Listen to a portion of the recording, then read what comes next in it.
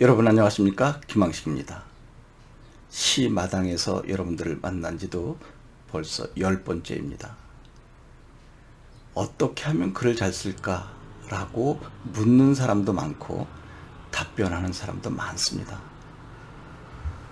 여러분도 저에게 어떻게 하면 글을 잘 씁니까? 라고 물어보신 적 있으십니까? 저는 이렇게 하면 잘 쓴다라고 답변을 한 적이 없습니다. 이렇게 했으면 좋을 것 같다라고 했습니다.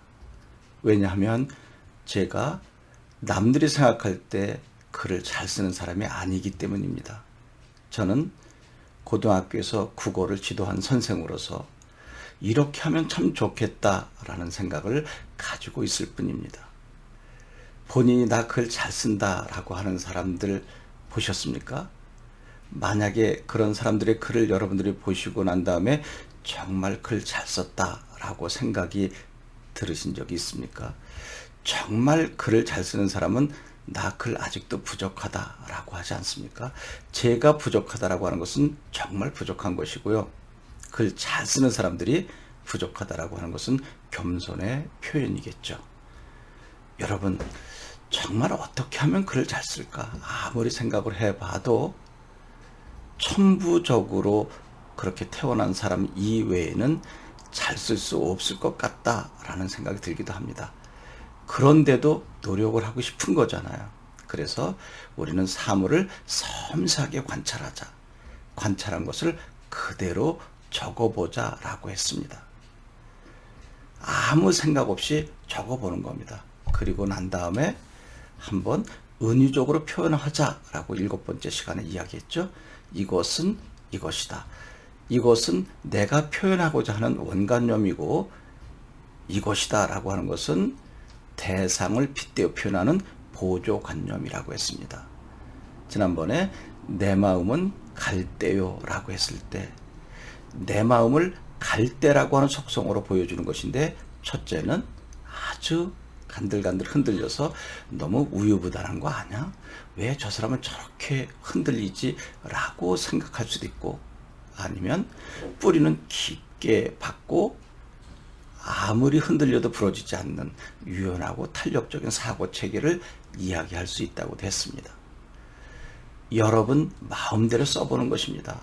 이것은 잘 썼고 저것은 못 썼다라고 지금 판단하지 않는 것이 좋을 것입니다. 여러분, 어떤 사람은 빗방울이 떨어지는 것 유심히 관찰해 보았습니다. 여러분, 빗방울이 옛날 시골에 살 때 봉당에 떨어질 때 그 모습 한번 볼까요? 통통 튀기는 것이 마치 새가 통통 튀어가면서 모이를 쪼아먹는 것 같습니다.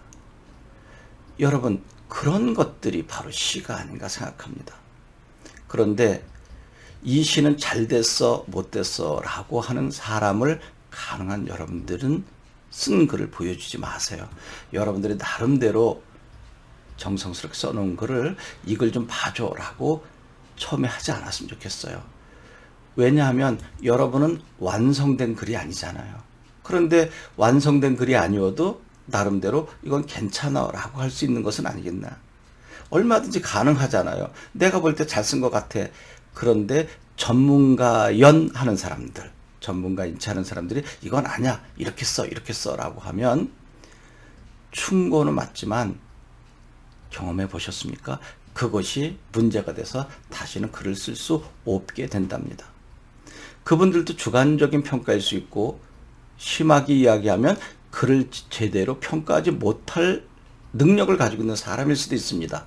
그런데 그분이 이렇게 해 라고 하는 순간에 여러분들이 자유자재로 행복하게 나름대로 글을 써왔던 것에 기를 죽인다면 여러분 그때부터는 글 한 줄도 쓰지 못합니다.